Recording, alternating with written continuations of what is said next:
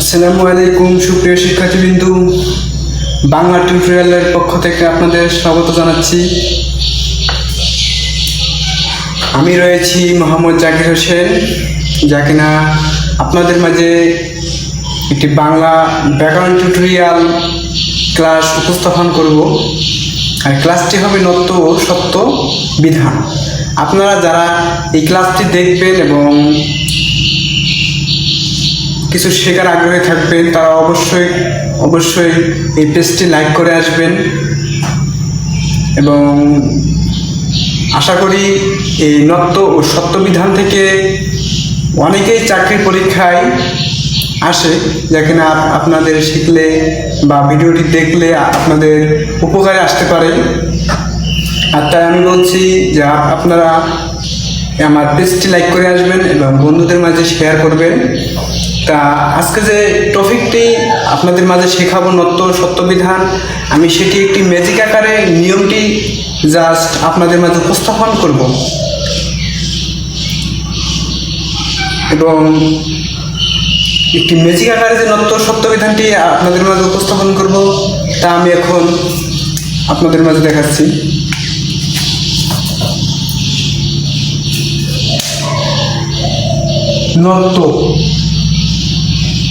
নত্য ও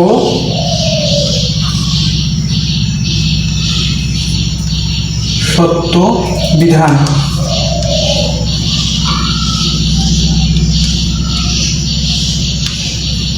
নিয়ম।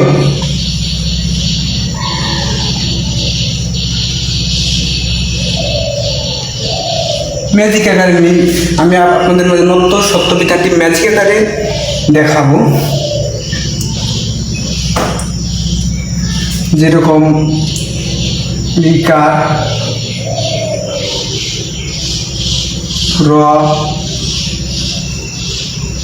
হিয়, মূর্ধন্যস্ব। দ্বিতীয় হয় রিকার, বৈষ্ণবরত, রে, রফালা, রলা।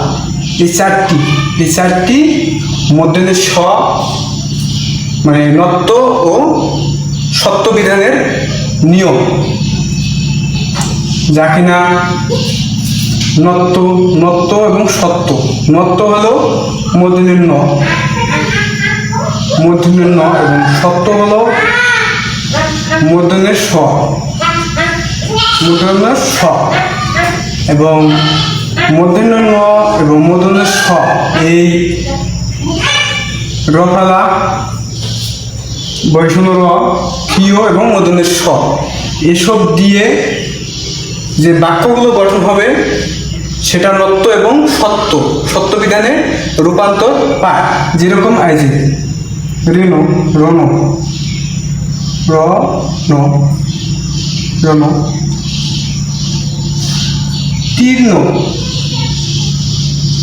তীর্ণ, এগুলো হলো নত্য বিধানের নিয়ম। নত্য বিধানের নিয়ম আমি বলতেছি, যেমন তরং,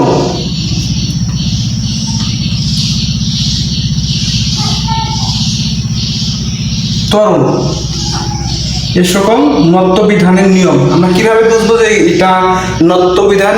মানে নত্য বিধানের যে টপিকটি সেটা হলো রেফাল, রসরি রয়েছে, তার মানে মূর্ধন্য, তার মানে বোঝা লাগবে যে রেণ, রণ মানে রফলা, রসরি রয়েছে, রণ, তীর্ণ। এই তীর্ণটা কিভাবে বুঝবো যে এটা নত্য বিধান? সেটা হলো রেফালা রয়েছে, এই জন্য তীর্ণ। তরণটা কিভাবে বুঝবো? এই যে তয় ব, বৈষ্ণব রয়েছে, নত্য ফালা বৈষ্ণব রয়েছে, তাই এটা তরণ। এখন যেখানে মূর্ধন্য ন বসবে সেখানে মূর্ধন্য স অবশ্যই বসবে। তা এটা কিভাবে বুঝবো যে মূর্ধন্য স বসলো কিভাবে, কোনটা সত্য বিধান হবে?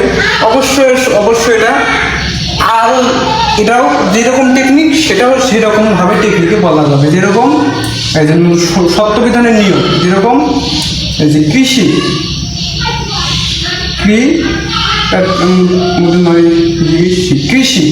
এই কৃষি এটা কিভাবে বুঝবো? যেরকম রে ফেলা রয়েছে, রিফালা রয়েছে, এই জন্য কৃষি। যেরকম দৃষ্টি,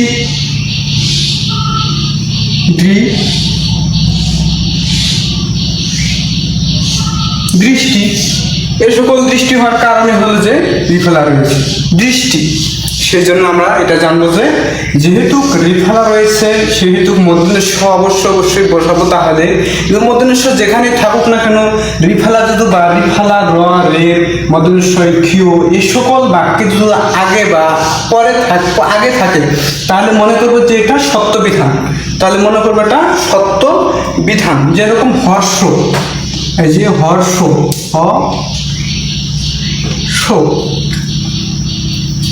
হর্ষ রেপ রয়েছে, যেহেতু মূর্ধন্য ষ রয়েছে। এই চারটি নিয়মের মাঝে মূর্ধন্য ষ রয়েছে হর্ষ।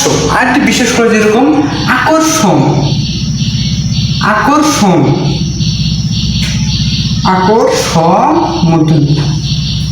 আকর্ষণ, আকর্ষণ, যেহেতু রেপ রয়েছে, রফালা রয়ে রেফালা রয়েছে রেপ, আকর্ষণ। তাহলে বোঝা গেল যে মূর্ধন্য ন এবং মূর্ধন্য স এই দুটি নিয়ম আপনারা বুঝতে পারছেন। আর আমি কিছু বিদেশি শব্দ আপনাদের মাঝে এখন উপস্থাপন করে দিয়ে যাব, যা কিনা যেখানে মূর্ধন্য স সেখানে বসেছে সেখানে বসবে হলো মূর্ধন্য দন্তের ন, আর যেখানে মূর্ধন্য স বসেছে সেখানে বসবে দন্তের স। যেরকম বিদেশি শব্দ কিছু দিয়ে যাচ্ছে, যেরকম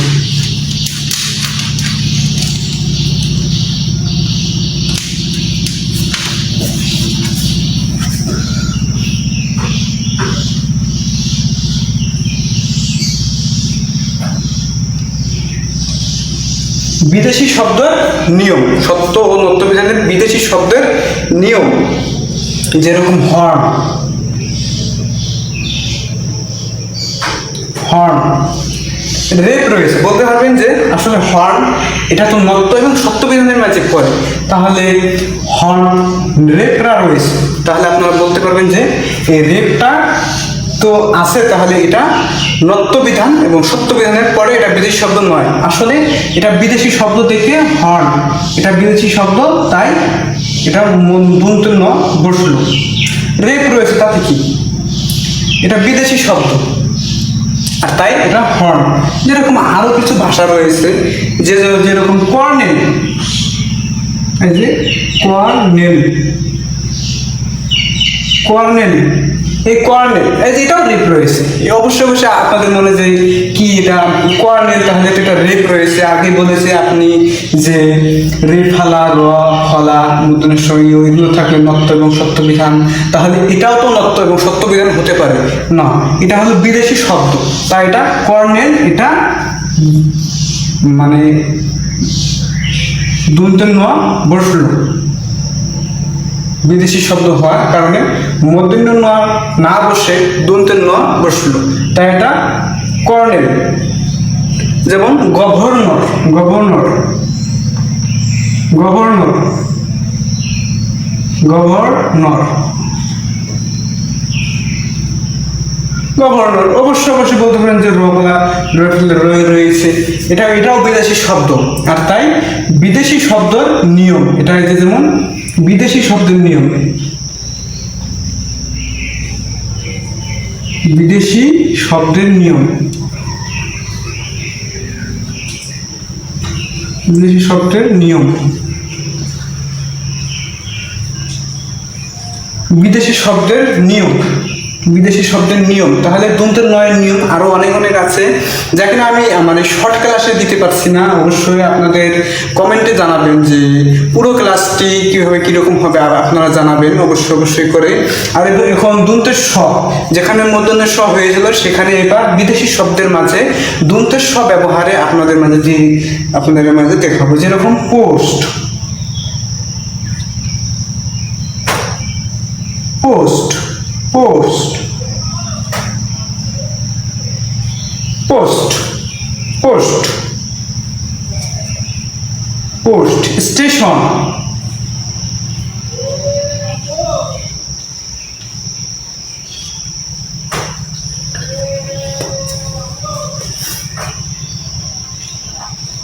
স্টেশন, স্টেশন, স্টেশন, এটা এগুলো বিদেশি শব্দ।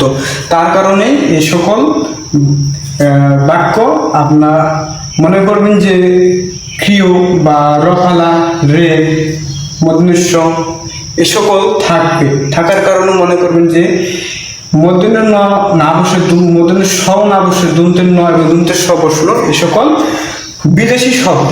তার কারণে এ সকল বসলো। যেমন স্টোর, স্টোর, এ সকল বিদেশি শব্দ। আসলে বিদেশি শব্দের কিছু কিছু বিদেশি শব্দ রয়েছে যা কিনা মূর্ধন্য ন এবং মূর্ধন্য স হিসাবে বসবে, কিন্তু মনে রাখতে হবে যে এগুলো বিদেশি শব্দ। আর বিদেশি শব্দ এ সকল হওয়ার কারণে এ সকলকে মূর্ধন্য ন, নত্ব এবং সত্য বিধানের মাঝে মূর্ধন্য ন এবং মূর্ধন্য স বসবে না এ সকল। তা আমরা আরেকটি নিয়মে যাচ্ছি, তাদের মাঝে যে নিয়ে আসছি সেটা হলো ক্রিয়াপদের নিয়ম। ক্রিয়াপদের নিয়ম অবশ্যই দন্তের ন এবং দন্তের স বসবে। যেরকম ক্রিয়াপদের নিয়ম দন্তের ন, এই যে ক্রিয়াপদের নিয়ম দন্তের ন এবং দন্তের স, দন্তের স বসবে। যেরকম ক্রিয়াপদের করেন, ক, যেরকম করেন, করেন মূর্ধন্য ন বসে দন্ত্য ন বসলো। এটা হলো ক্রিয়াপদের নিয়ম হিসাবে করেন, করেন। এই যে যেরকম থামেন, থামেন, থামেন, থামেন, করুন, ক, করুন। আপনারা অবশ্যই একটা কথা মনে রাখবেন যে করুন, করুন কিন্তু দন্তের ন না বসে মূর্ধন্য বসে। সেটা কোন রূপে? যেরকম বিশেষণ রূপে এটা দন্তের ন না বসে মূর্ধন্য হিসাবে বসবে। সেটা হলো বিশেষণ হিসাবে দন্তের ন না বসে মূর্ধন্য বসে। যেরকম এই যে বিশেষণ হিসাবে করুন, এই যে বিশেষণ হিসাবে বিশেষণ, বিশেষণ, বিশেষণ হিসেবে করুণ বসে। এটা লেখার কি প্রয়োজন না, আপনার এটা মনে রাখলেই জাস্ট হবে। করুণ হিসাবে, বিশেষণ হিসাবে করুণ, করুণ বসে। এবং স, স এর নিয়ম যেরকম করে, যেরকম এটা নয়ের হিসাবে লিখছিলাম করেন, এটা লেখো করিস, করিস, করিস। থামেন, থামিস, এই যে থামিস,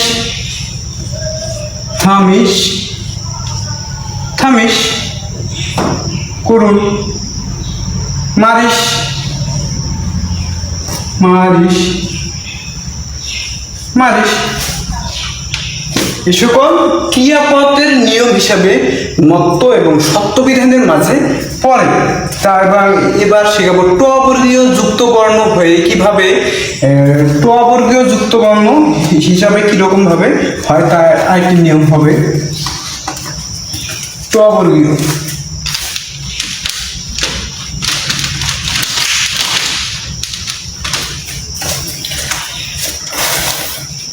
ট বর্গীয়, ট, ট বর্গীয় কোনগুলো?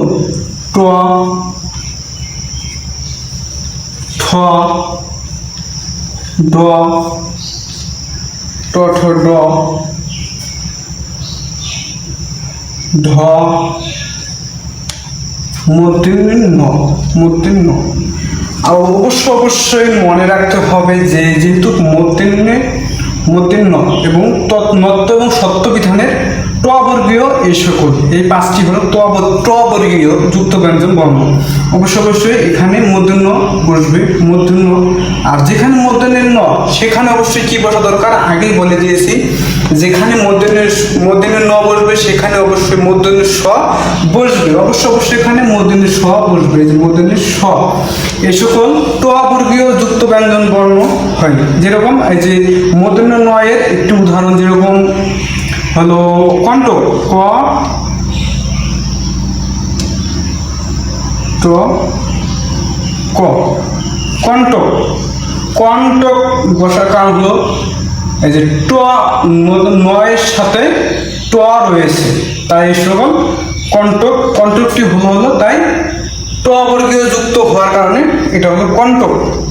কণ্টক যেরকম ভণ্ড, ঘ নয় ড, ভণ্ড। এই ভণ্ডটি হওয়ার কারণ হলো নয়ের সাথে ড রয়েছে, তাই হলো ভণ্ড। ভণ্ড যেরকম ঘন্টা, ঘ ঘণ্ট না ঘন্টা, ঘন্টা যেরকম ঘন্টা, ঘন্টা। আরও রয়েছে যা কিনা এত বিস্তারিত বলে যাতে প্রায় ক্লাসটি বড় হয়ে যাবে আপনাদের মাঝে। আর আমি বলেছি যে ম্যাজিক হিসাবে ক্লাসটি দিয়ে যাব উপহার যেরকম। এবং এ সকল সাধারণত মূর্ধন্য নয়ের যুক্ত ব্যঞ্জন হিসাবে ট, এখানে বসেছে ট, এখানে ড, এখানে ট বসেছে। এ সকল ট বর্গীয় যুক্ত ব্যঞ্জন হওয়ার কারণে এ সকল ট বর্গীয় বলা যায়। এবং মূর্ধন্য ষয়ের বাক্য আবার কোনগুলো, যেরকম এই যে কষ্ট, ক মূর্ধন্য ছয় ট, কষ্ট। এটা মূর্ধন্য ছয় ট, তার সাথে মানে ট রয়েছে, তাই এটা কষ্ট। এটা হবে যুক্ত ব্যঞ্জন বর্ণ ট এর কষ্ট। যেরকম আবার নষ্ট, নষ্ট। এই সকল মূর্ধন্য ছয়ের সাথে ট রয়েছে, নষ্ট। ভূমিষ্ঠ,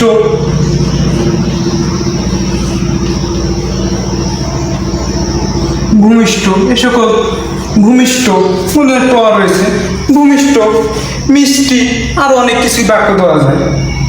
এবার বললো, এবার যে যে নিয়মটা শিখবো তা হলো ট বর্গীয় না হয়ে ত বর্গীয় হলে কিরকম হবে। ত বর্গীয়,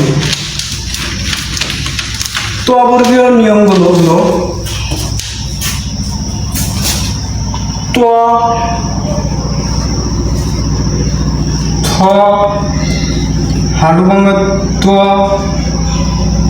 কানুস্থ, দুন্তের ন। এই যে শেষ। এখানে পাঁচটি বাক্য। এই সকল হলো ত বর্গীয় যুক্ত ব্যঞ্জন বর্ণ। আর এই সকল ত বর্গীয় যুক্ত ব্যঞ্জন বর্ণ অবশ্যই অবশ্যই লাস্টে রয়েছে দন্তের ন।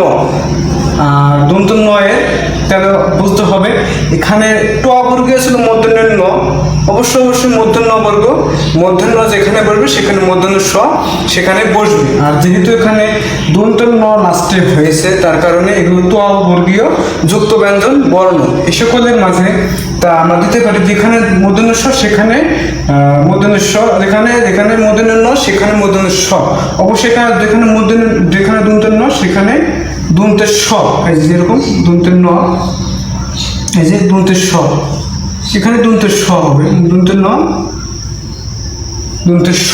অবশ্যই এগুলো যুক্ত ব্যঞ্জন বর্ণ হিসাবে দন্তের ন এবং দন্তের স হিসাবে আমি যে যুক্ত ব্যঞ্জনটি দিব তা হলো যে এরকম অন্ত,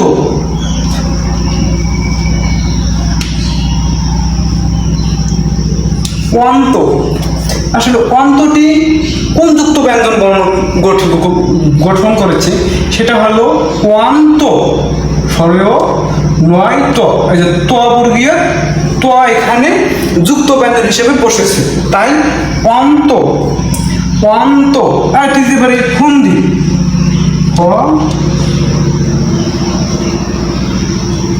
ফন্দি।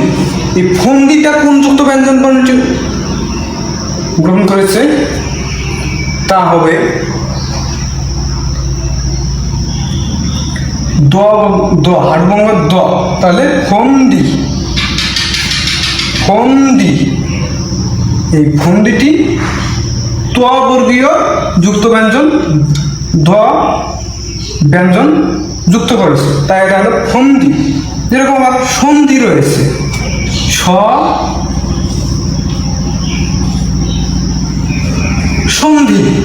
এই সন্ধিটি আবার কিভাবে হলো, ছয়ের ন ধ্বনি মূর্ধন্য দন্তের নয়ের ধ, এই যে ধ, এই যে ধ, ধ ধ্বনি এখানে ব্যঞ্জন যুক্ত হয়েছে, তাই এটা সন্ধি। এই সকল নয়ের যুক্ত ব্যঞ্জন হিসাবে বসলো। এবার স এর ব্যবহারটা আবার কিরকম, যেরকম নিস্তার।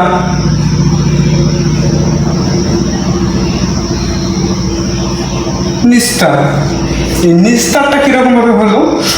নিস্তারটা কোন যুক্ত ব্যঞ্জন বর্ণ ব্যবহার গঠিত করলো? নি ছয় তয় আকার, নিস্তার তয়ের ত ব্যঞ্জন বর্ণ ব্যঞ্জন ধ্বনি তয়েই নিস্তার, তয়েই ব্যঞ্জন যুক্ত হয়েছে, তাই এটা হবে নিস্তার। রয়েছে আরো পরিস্থিতি। পরিস্থিতি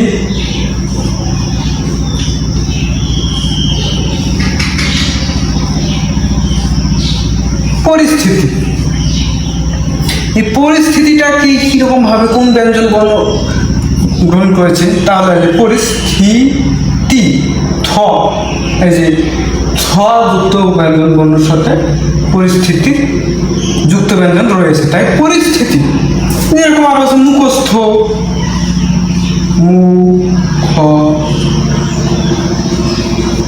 মুখস্থ, মুখস্থ, কণ্ঠস্থ, আরো অনেক অনেক বাক্য দেওয়া যায় এই টোয়াবর্গীয় যুক্ত হিসাবে।